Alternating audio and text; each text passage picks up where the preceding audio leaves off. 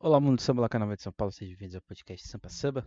Meu nome é Emerson Porto Ferreira, dando sequência ao nosso podcast, episódio de número 193, exatamente, 193.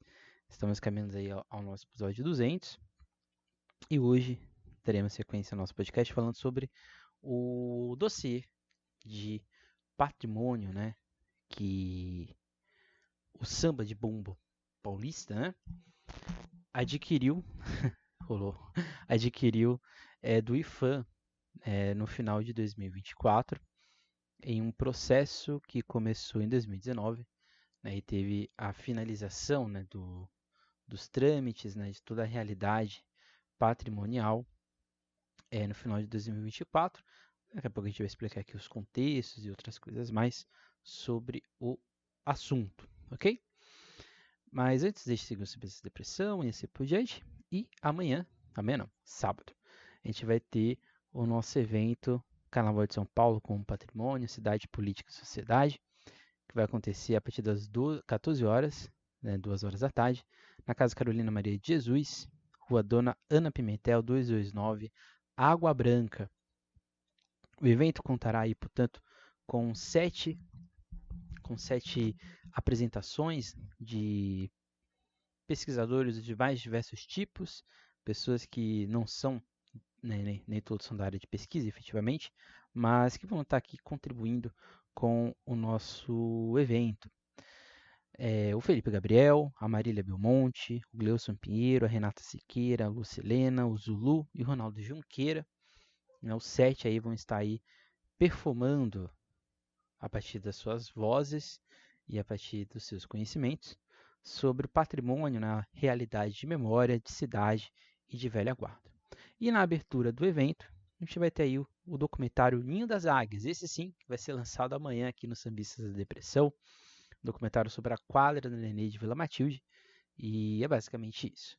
O evento ele conta com o apoio da Casa Carolina Maria de Jesus, do Vem Pro Copan e da ABAC, né, Associação Brasileira de Artes Carnavalescas. E a organização da Rádio Arquibancada, seu núcleo de São Paulo, e nós aqui do Sambista da Depressão é isso, então fica aí aberto o convite. Todas as apresentações vão ter as suas íntegras aqui no YouTube do Sambista da Depressão, né, as sete falas, e é basicamente isso. Então hoje vamos aqui falar, portanto, do Samba de Bumbo de São Paulo. Quem acompanha o nosso podcast sabe que a gente já tem um episódio semelhante sobre isso, quando a gente falou do samba de bumbo, quando se tornou patrimônio imaterial pelo CONDEFAT, né, que é um conselho do Estado de São Paulo que concede, né, as possibilidades ali referentes aos patrimônios. Quando foi posto como patrimônio imaterial num projeto iniciado pelo TECaçula, o CONDEFAT deu pela primeira vez, né, o título de imaterialidade para uma festa, né, ou para um ritmo. Até então, antes do... posso estar até tanto quanto irônico isso, né? Mas antes do samba de bumbo de São Paulo ser considerado patrimônio pelo CONDEFAT, o cuscuz paulista foi o primeiro a ser considerado patrimônio pelo Estado, né? Então é bem contraditório, inclusive.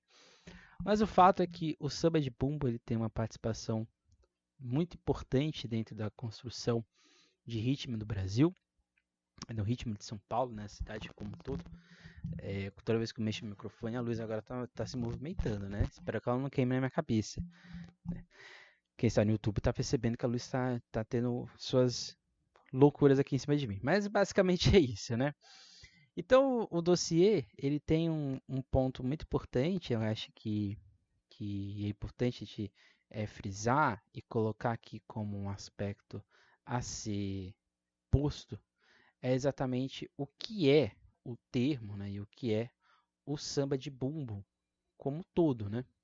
Então, nesse sentido, o dossiê ele deixa bem claro, né, que o, o documento, né, ele vai discutir de forma detalhada que a terminologia usada para se referir à manifestação cultural tradicional paulista, e a resposta direta é tanto o samba de bumbo quanto o samba rural paulista são aceitos, mas o documento oficial do IFAM registra bem como samba de bumbo paulista, né? Porque isso é importante, né? Quando a gente fala de samba rural paulista, a gente pode cair num erro muito complicado. Samba rural paulista dá a sensação de que é só o que está no interior e não o que está também, por exemplo, na parte da capital, né? O samba de bumbo ele adentra pelo estado de São Paulo, né? Ele não fica somente no interior, né? Especificamente ali na região de Pirapora, Bom Jesus, Cururuquara, Piracicaba e Mauá, que são as 4 cidades onde, né, tem uma maior densidade na observação do festejo, né, do samba como um todo. Dentro do dossiê do samba paulista, do samba de bumbo pelo IFAM, são 14 grupos que são aí observados, de 9 municípios, além dos que eu citei, e esses 14 grupos, eles são o centro da análise. Então, o samba de bumbo paulista, que está posto dentro do dossiê do IFAM, ele é especificamente do interior. Ele não está, vamos dizer assim, observando o que acontece no Carnaval de São Paulo, por exemplo. A gente sabe que o Carnaval paulista tem, sim, uma influência muito forte do samba de bumbo, em especial as escolas que começam, né, a sua atuação ali nos anos 30, 40, 50, nesse período específico. Mas o dossiê, acho que ele acerta nesse sentido, coisa que eu acho que o dossiê do Condefat erra um pouco. O Condefat, quando ele vai fazer a ação de patrimônio material do samba de bumbo, ele observa que o samba de bumbo ele tem na cidade de São Paulo, vamos dizer assim, uma continuidade, ele tem na cidade de São Paulo uma extensão da sua realidade. Quando, na verdade, é o oposto, né? O samba de bumbo que vai para a capital, ou seja, para as escolas de samba como um todo, na verdade, ele não é um samba de bumbo, né? É um samba que vai se hibridizando com outros tipos de samba. Que é uma coisa que o dossiê do IFAM deixa também muito claro. Tanto samba carioca quanto samba paulista, né, no caso, né, do interior, ambos esses dois têm fortes influências do samba baiano, que é, de fato, é o primeiro, né, no caso, que é o samba de roda, patrimônio material pelo IFAM do gênero samba, né? Porque o primeiro é o baiano, depois é o carioca e por fim a gente vai ter o samba paulista, fechando essa tríade, né, de sambas que são considerados patrimônio pelo IFAM como um todo. Então, nesse aspecto, o dossiê do IFAM ele deixa bem claro que é no interior paulista que se desenvolveu, que se construiu e que ainda existem resquícios do que a gente pode dizer de samba de bumbo ou samba rural paulista. Então, essa terminologia, né, ou identificar os termos, se assim podemos falar, é algo que é importante e é algo que é posto dentro de toda realidade. Então, se você fala samba rural paulista ou se você fala samba de bumbo, as duas coisas estão certas, né? As duas coisas estão postas, né, dentro da sua realidade como um todo. O dossiê, né, o dossiê do IFAM, ele é dividido em 5 partes. Essas 5 partes são a primeira, exatamente, o conceito e identidade do samba de bumbo. Nesse primeiro ponto, né, a gente vai ter, portanto, a prática, né, tradicional afro-brasileira paulista, então, ou seja, como que essa população negra, tendo seus ritmos, né, e as suas hibridações, né, como a tiririca, por exemplo, a gente vai ter o jongo, entre outras várias manifestações afro-brasileiras, como isso vai gerar o que a gente chama de samba, que pode ser também aí semelhante ao que é no Rio de Janeiro, por exemplo, que é o samba de lenço, o samba de roda, o samba caipira, e tendo exatamente o bumbo, né, o samba, o bumbo, ele seria um tambor, mas este bumbo, ele é o epicentro do que seria a construção rítmica de todo este samba rural paulista, por isso que é samba de bumbo. Então, nesse primeiro capítulo, a gente tem exatamente o conceito, a identidade e o samba de bumbo como um todo, em que, exatamente, é isso aí, Exatamente, exatamente. A gente já leva exatamente para o capítulo 2, né, que é o reconhecimento como patrimônio imaterial. E neste reconhecimento, a gente vai ter exatamente o processo do IFAM, né, toda a articulação como todo e o Centro Cultural Popular, toda a discussão da política de salvaguarda, né, acontece desde o pós-Constituição, e o registro, né, do decreto de 2000, e que reconhece exatamente o samba de bumbo como um fundamento aí no Inventário Nacional de Referências Culturais, o que faz gerar, né, a inclusão no livro, né, de patrimônios imateriais. O terceiro ponto é exatamente o recorte territorial e grupos praticantes, que é o momento maior, né, do dossiê como um todo. E a gente vai ter exatamente as manifestações presentes nas cidades, como disse, Pirapora do Bom Jesus, Santana de Parnaíba, Piracicaba, Mauá, Quadra, Campinas, São Paulo e outras. E a diversidade desses grupos, né? Samba de Aurora, samba de bumbo, de Itu, de urucungos, puitas, quijengues, entre outros. Então, nesse terceiro ponto, a gente tem um mapeamento, né? Onde estão estes grupos, o que eles fazem, né? Do que eles vivem e assim por diante. O quarto tópico do dossiê é exatamente a prática cultural e os elementos, né? Que são exatamente como que existem várias ações dentro da sociabilidade do interior de São Paulo que geram a concretude deste samba, em especial a música, a dança, a religiosidade, a oralidade e a produção de instrumentos. E a relação direta com as festas religiosas, com o Bom Jesus de Pirapora, que aí eu acho que é o momento que há uma maior sinergia, né, entre o que o Condefat faz e o que o IFAM faz. E o final é exatamente os desafios e as salvaguardas desse processo como um todo. E aí os avanços, continuidades, isso aí a gente vai daqui a pouco explicar com um pouco mais de detalhes. Então, basicamente isso. Então, a metodologia que é empregada dentro de todo este conceito, né, de toda a realidade dentro do dossiê como um todo, se coloca em alguns pontos, né? O primeiro deles é a instituição responsável. Então, a pesquisa ela vai ser feita pelo Centro de Estudos da Cultura Popular, o CCP, o CSP, que é uma junção, né, de sociedade civil e também de entes de universidades, em especial a Unicamp, que tem uma atuação muito presente nesse sentido. E faz todo sentido, né, porque nessa região de Campinas que a gente tem uma atuação, a gente tem uma presença muito forte desse samba de bumbo, né, principalmente o rural antigamente. A gente tem, portanto, aí uma equipe multidisciplinar que participa de todo esse processo. Então, a gente tem historiadores, etimológicos, etnomusicólogos, né? São músicos específicos em músicas, né, ou ritmos étnicos. Os pedagogos, antropólogos, cinegrafistas, gestores culturais. E a gente tem exatamente alunos da Unicamp e o apoio técnico do INPE, que faz todo esse processo. Os métodos utilizados são dos mais vastos, né? Então a gente tem a pesquisa historiográfica, etnográfica e etnomusicológica, musicóloga. E isso é muito importante, né? Porque a gente vai falar daqui a pouco sobre isso. Não, a gente não vai falar, não, já vamos, daqui a pouco a gente vai falar sobre isso, né?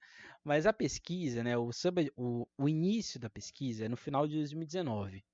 No final de 2019, portanto, inicia-se o processo. Então, abre-se o processo dentro da provocação da sociedade civil de que o samba rural paulista tinha que ser um patrimônio imaterial do Brasil. Só que, quando se inicia todo o processo do que viria a ser a pesquisa, estoura a pandemia do Covid-19. Então, todo o projeto que eu diria ali que poderia ser já antecipado ali para 2023, 2022, ele teve um atraso muito grande, né? Então, quase todas as reuniões, quase todas as entrevistas tiveram que ocorrer de modo online. Então, o recolher, né, de músicas, de depoimentos visuais mesmo, né, porque assim, quando a gente vai fazer um processo de materialidade, a gente tem vários jeitos de fazer, né? Principalmente na antropologia. A gente pode se basear em documentos, né? Então documentos do que aconteceu. E talvez o que é o mais fácil, não é tão fácil, né? É mais difícil, na verdade. Mas eu acho que é o que chega mais perto de uma exatidão, é você ir até o seu objeto e, a partir dessa análise do seu objeto, você tecer as suas reflexões. Quando você tem a pandemia, você não tem as apresentações destes grupos, né? Não tem as reuniões destes grupos. Então, nesse sentido, essa pesquisa ela ficou muito travada. Então, ela vai se desenvolver mesmo a partir de 2022, quando a gente tem um começo, né, de volta de uma nova normalidade no mundo como um todo. Então, esse processo de pesquisa, né, de metodologia, foi bastante impactado pelo processo da pandemia do Covid-19. As entrevistas, portanto, com os mestres e os praticantes das manifestações culturais, infelizmente alguns já tinham falecido e alguns que faleceram, inclusive, participaram, né, estavam vivos durante o processo de registro do CONDEFAT. Documentação audiovisual e fotográfica, né, das práticas do samba de bumbo, uso do Inventário Nacional de Referências Culturais como base metodológica. Esse inventário nacional, ele é exatamente uma espécie de acervo folclórico, vamos dizer assim, essa é a minha palavra, acervo folclórico do que existe no Brasil. Análise de registros anteriores, textos acadêmicos, jornais, legislações e outras fontes secundárias, e já emendando exatamente as entrevistas de forma online. Isso é importante, né, porque como a pesquisa ela teve que dar uma atrasada no sentido de documentar ao vivo os ritmos, então eu imagino, né, pelo menos foi que eu observei, que para adiantar todo este processo você teve, vamos dizer assim, um adiantamento. Né? Você, ao invés de fazer a coleta, que normalmente é o que a gente faz quando a gente está fazendo uma pesquisa, né? A gente vai primeiro na fonte, a gente observa ela, a gente ouve ela, a gente observa como se desenvolve e depois a gente faz a produção textual de fato. Acho que aqui a gente tem o inverso, a gente começa primeiro pelos arquivos, já que a gente estava nesse processo de pandemia. O que dá para fazer online foi feito e aí, né, o depois foi se desenvolvendo como um todo e assim sucessivamente. Então, nesse sentido, esse é o processo de metodologia. Metodologia é muito comum dentro do processo quando a gente vai principalmente falar de oralidade. Então, nesse sentido, nada de muito novo, né? Nesse aspecto. Então, nesse sentido, os tópicos que a gente pode complementar aqui, portanto, é que todo o processo, né? Você tem, portanto, a presença de pesquisadores, mas também você tem uma ação muito importante de membros deste movimento do samba rural. E por que é importante, né, o samba rural paulista ser reconhecido também pelo IFAM, né? Você pode estar me ouvindo se questionando, mas o que isso tem a ver, né? Quando a gente fala que o samba rural ele se consolida como um gênero nacional enquanto imaterialidade, a gente está reconhecendo que existe uma vertente de samba para além da vertente carioca, que é talvez, dentro da região sudeste, a que se consolida como talvez sendo a central. E aí eu acho que é o grande acerto deste documento, diferente do Condefat. Como o documento do IFAM ele não termina no carnaval, pelo contrário, o carnaval é uma parte muito ínfima de todo o desenvolvimento, e o carnaval não é nem o carnaval de escola de samba, é o carnaval do interior de São Paulo. E por que isso é importante? Né? Porque este documento de IFAM deixa bem claro que há um samba em São Paulo, este samba em São Paulo se desenvolveu praticamente de forma autônoma, e esta autonomia, em algum momento da história, que a gente sabe muito bem que é o começo do século XX, chegou à cidade de São Paulo. Só que quando ele chega à cidade de São Paulo, ele não chega por meio de produtos fonográficos, ele não chega por meio de ações de mídia, como é o que acontece, por exemplo, no samba no samba do Rio de Janeiro, que é um produto da indústria cultural na época da fonografia do estado, da cidade do Rio de Janeiro como um todo. O samba rural paulista, não. Ele chega em São Paulo porque os negros, principalmente, que chegam à cidade de São Paulo, são deste interior e, portanto, têm um conhecimento deste samba. Então, a paisagem musical dessa população negra que chega à cidade de São Paulo é a paisagem musical do interior. Somente depois, e aí sim com o advento do rádio e outros tipos de tecnologia, chega-se esse tipo de samba, e aí sim, este samba carioca, que não vai influenciar o samba desenvolvido na cidade de São Paulo, porque o samba da cidade de São Paulo é um samba de interior. Aí sim a gente pode entrar aqui nas problemáticas, que a partir dos anos 50, dos anos 60, a gente vai ter o começo do que seria a, a influência carioca no samba de São Paulo, com certeza. Mas este começo é um samba que está totalmente direcionado para a realidade do samba paulista, do samba de interior. Então, o terceiro capítulo ele se coloca, né, numa realidade, dentro de um contexto, de debater, portanto, a questão da nomenclatura, mas principalmente da definição que se coloca dentro deste samba, que é exatamente a identificação. Então, nesse sentido, o capítulo 3 ele vai versar principalmente da definição e delimitação do bem cultural, né, samba de bumbo, e aborda principalmente a diversidade de nomes e práticas. E acho que isso é muito interessante, né? Porque o dossiê do samba carioca, que é o samba de terreiro, o samba de quadro, o samba enredo, por exemplo, é muito distinto. Os três, por exemplo, que eu acabei de citar, eles têm uma definição clara e plena. Eles têm um sentido, uma origem.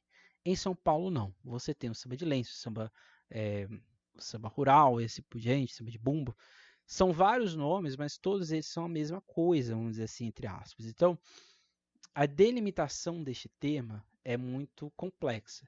Por isso que o que gera a realidade, ou seja, o que todos eles são iguais, é terem um elemento constitutivo do bumbo como centro dessa realidade. O capítulo também vai detalhar as localidades em que ocorre o samba, principalmente Pirapora do Bom Jesus, que aqui quem acompanha o nosso podcast sabe que a gente tem inclusive uma série que a gente fala sobre Pirapora, Cururuquara, Piracicaba e Mauá, que são talvez os centros, né, de todo esse desenvolvimento junto com o Bom Jesus e Pirapora, junto, na verdade, com, com Sorocaba, também colocaria aqui, que são Santana do Parnaíba também, como centro deste samba paulista. Suas leis de visitação e os significados atribuídos pelas comunidades praticantes. Então a história de cada localidade e seus agentes culturais é narrada com ênfase na resistência, memória, ancestralidade afro-brasileira envolvida na manutenção dessa tradição. Então a gente está falando aqui de ritmos que estão acontecendo desde o século XIX, mas que no século XX, aí sim, eles vão ter a concretude em toda a realidade. Então, esse capítulo está falando principalmente de história e de territorialidade, ou seja, de como há um processo fundante e fundador nessa realidade e como isso faz com que, aí sim, Bom Jesus do Pirapora, que é um ponto importante dentro do dossiê, seja como se fosse o sambódromo, vamos dizer assim, do samba de bumbo, né? É como se fosse a reunião de todas essas vertentes que, de certa forma, ali elas duelam, elas competem, entre aspas, entre si, para ver quem teve o melhor desempenho, vamos dizer assim, nesse ritmo. O samba de bumbo, portanto, é um samba que tem pergunta e resposta. O ritmo ele é quase sempre, vamos dizer assim, rústico, bruto mesmo, não tem muitas derivações, é percussão a todo momento. E você tem na oralidade, né, na música, esses versos que vão desafiando o outro. Então você fala, um grupo começa, o outro grupo responde e ganha quem conseguir não ter mais a resposta do outro. E aí sim você, entre aspas, vence essa disputa ali nos galpões de Bom Jesus e Pirapora. Então nesse aspecto é importante frisar e colocar isso como ponto, porque a festa de Bom Jesus do Pirapora era exatamente o principal evento negro do estado de São Paulo do começo dos anos 20. Não era o carnaval, era exatamente Bom Jesus do Pirapora. Por isso que o epicentro é o bumbo, porque era o ponto em comum de todos eles. Outro ponto importante é exatamente o capítulo 5, que eu friso aqui como bastante importante, porque ele vai apresentar, portanto, o diagnóstico das ameaças e a continuidade do samba de bumbo, como o envelhecimento dos praticantes, desvalorização cultural, urbanização e falta de políticas públicas, e por isso que ele é considerado bem patrimonial. Porque isso é essencial. Quando a gente fala de política de patrimônio imaterial, seja, que não tem vestígio, né, de prédios, de documentos, assim por diante, a gente tem esse problema, né? Porque se você não tem a manutenção dessa rede que já existe, você vai ter, por consequência, o apagamento dela. Então, é algo semelhante que acontece com o carnaval, mas não é exatamente igual, porque a gente tem velhas guardas, as velhas guardas, elas envelhecem, elas infelizmente falecem, né? Elas acabam morrendo, né? Mas você tem continuidades. Essas continuidades não necessariamente vão manter a mesma tradição, mas você tem reproduções, né, que estão acontecendo e elas se desenvolvem nesse contexto. No caso do samba de bumbo paulista, essa não é uma realidade tão premente, ela não é tão real, porque o samba de bumbo ela tem essa particularidade. Por ele ser de grupos tradicionais, se essa tradição não é mantida, ela automaticamente não é continuada.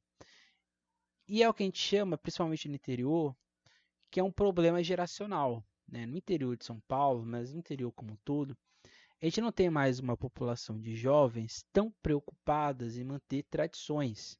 Porque tradições, na sua grande maioria das vezes, impõem regras, impõem gestos, impõem visões de cultura que não são necessariamente a cultura moderna. Então, nesse sentido, por isso que essa urbanização e a falta de política pública é um grande ponto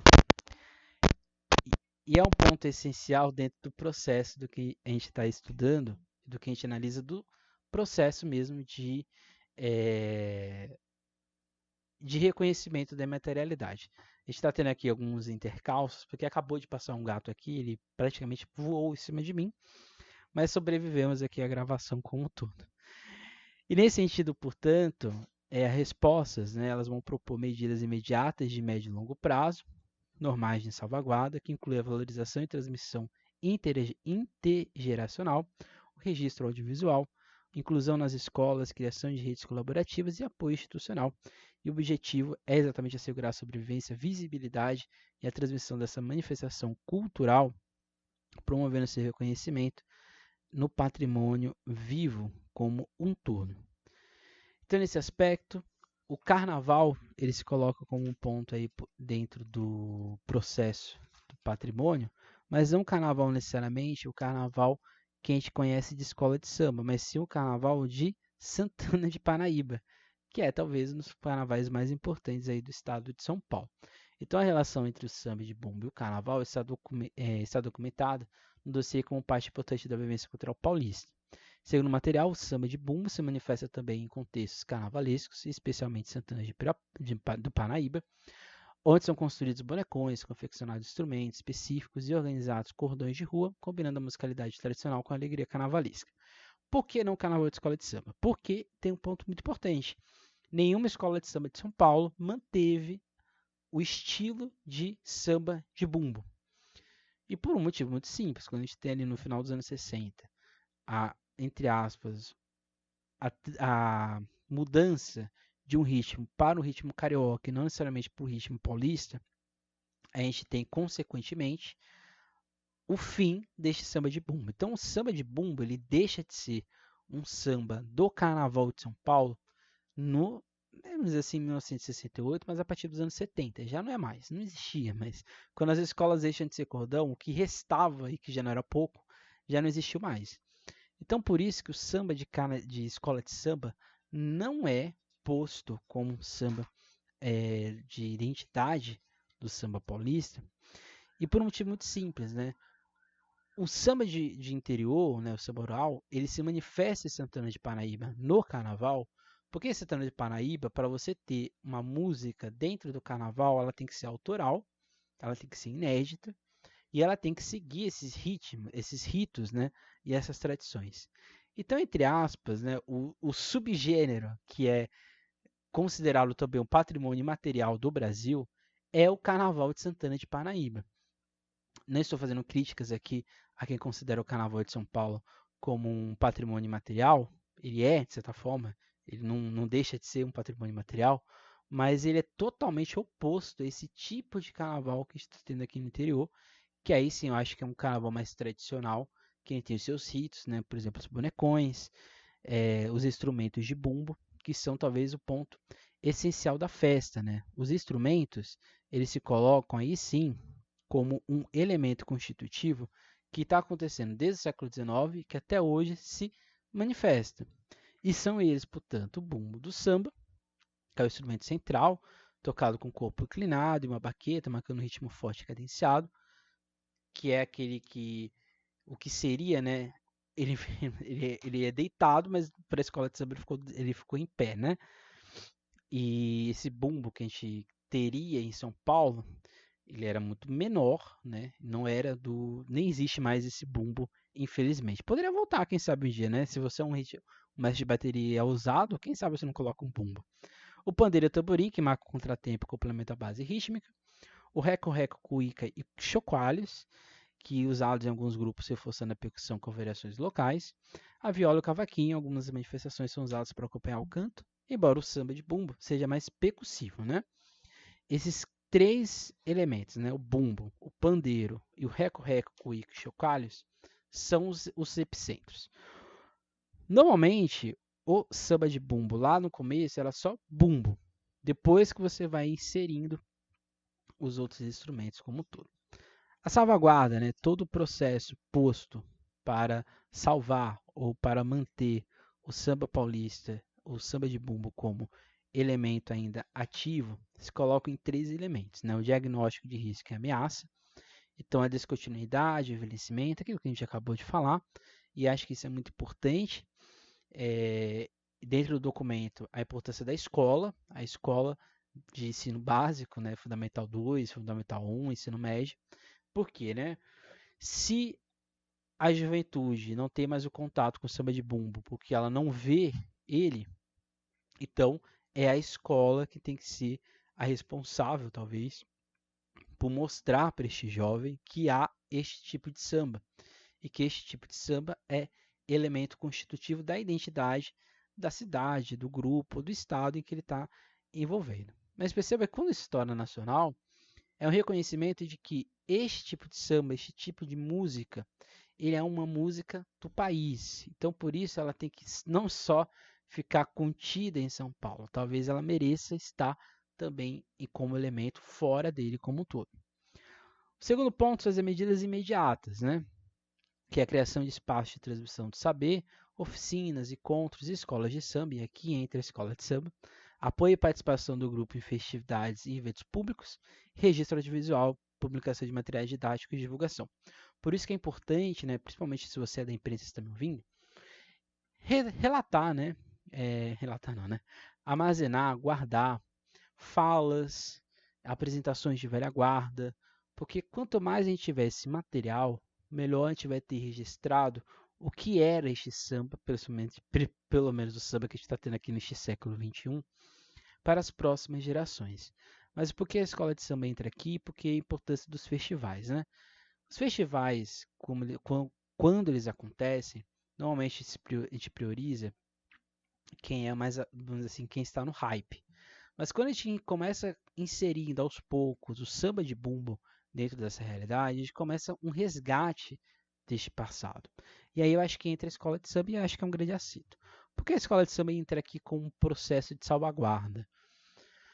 Porque se existe um samba a ser tocado em São Paulo, e olha que esse samba de São Paulo ainda é diferente do samba do Rio de Janeiro, é porque a gente teve no passado este samba aqui de bumbo. Então acho que deveria ser uma ação das escolas de samba, e aqui não vou aqui chover no molhado pedir que a liga faça isso, porque a liga ela é incapaz de fazer isso. Mas de ter apresentações, de ter núcleos de samba de bumbo tocando em São Paulo, tocando nas escolas de samba, tocando em apresentações, tocando em eventos da instituição, para que essa nova geração e até mesmo gente que já esteja nas escolas de samba tenha este contato com este samba que, entre aspas, começou o samba de São Paulo. Porque aí não tem como fugir, né? O samba que a gente tem, principalmente das escolas mais antigas, principalmente os sambas antigos delas, são sambas que têm uma pegada muito forte do samba rural. Então, nesse sentido, então, neste aspecto, acho que é importante que as ligas, né, que administram o Carnaval de São Paulo, tanto a UESP quanto a Liga de São Paulo, tenham um pouco mais de atenção para este tipo de ritmo, né? para que ele não seja só lembrado na voz, na fala, porque nem enredo é lembrado, né? Se a gente tem enredos que falam sobre o samba paulista, são minúsculos, e é um absurdo você perceber que as escolas gostam de falar mais do samba do Rio de Janeiro, homenagear mais cariocas do que homenagear paulistas e paulistanos, em especial o próprio samba que originou parte das suas escolas, né? Mas isso aqui não vem ao caso. Mas é essencial essas medidas imediatas, que eu diria que são mais medidas midiáticas, né, se assim podemos dizer. E as ações, portanto, de longo prazo, né, que é a implementação de políticas públicas permanentes como patrimônio material, inclusão na manifestação nos planos municipais e estaduais de cultura, e fomenta a pesquisa acadêmica e apoia projetos de educação patrimonial. E acho que isso aqui é essencial, que às vezes falta em alguns municípios, que é o reconhecimento de imaterialidade das suas ações. E perceba, né, qualquer município de São Paulo, porque no estado nacional, qualquer município pode ter ações de samba rural, de trazer estes grupos para o seu município, para apresentá-los ao seu município. E perceba que isso aqui é totalmente resguardado por uma lei nacional, que é a lei, portanto, de materialidade. Então, se a gente, encerrando aqui o nosso questionamento do nosso episódio de hoje, o nosso episódio é muito mais analítico e pensar, né, que desde 2024 o samba de bumbo ele é patrimônio material do país, né, pelo IPHAN, Instituto do Patrimônio Histórico e Artístico Nacional. Entretanto, né, quase nenhuma escola de samba, né, deu importância, dá relevância para isso. Isso é muito triste, para ser bem sincero.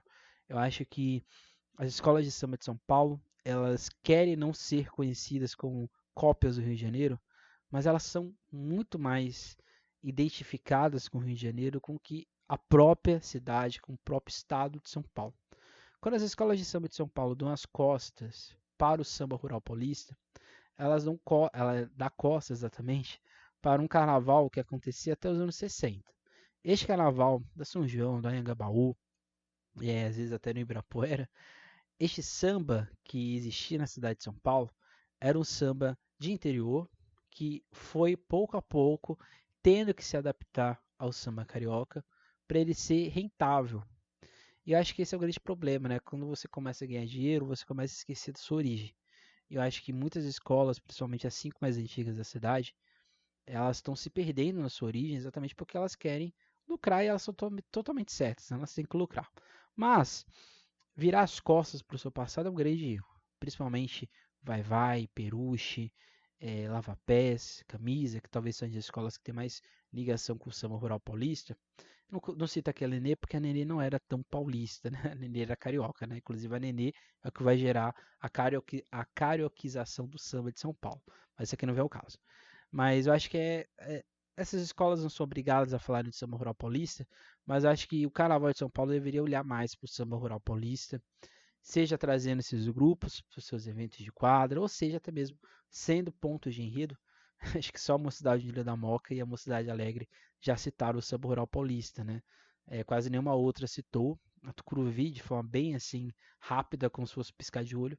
Mas eu acho que falta o Carnaval de São Paulo olhar mais para o samba rural paulista, entender as nuances da cultura paulista acima de tudo, porque olha, tem muita coisa em São Paulo para virar enredo, muita gente importante. E este documento, né, esse dossiê do IPHAN, ele somente daria, só o terceiro capítulo dele daria um enredo.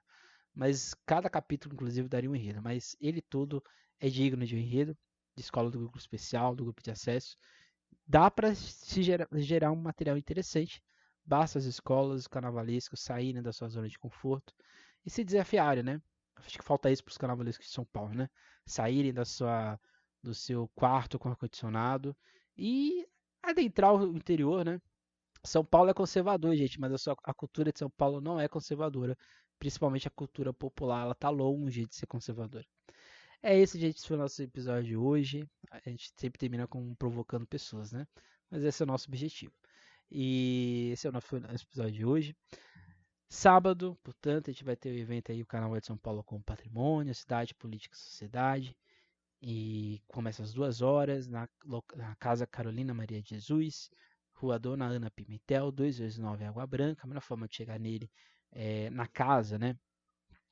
É exatamente pela linha vermelha, né? Mais especificamente a estação Barra Funda. Dá para ir andando, inclusive, fica perto ali do Parque da Água Branca. O evento, portanto, começa às 2h, a gente vai ter a apresentação do documentário Ninho das Águias, a mesa Patrimônio e Memória com o Felipe Gabriel e a Marília Belmonte, a mesa Patrimônio e Cidade com o Gleuson, a Renata e a Lúcia Helena, e a mesa Patrimônio Velha Guarda, encerrando o nosso evento, o Zulu e o Ronaldo Junqueira, né? É isso, gente. Até mais, até a próxima. Não se esqueçam, nunca deixe de sambar. E para quem for ao sábado, até sábado. É isso, gente. Até mais. Tchau. Nunca esqueçam e nunca deixe de sambar.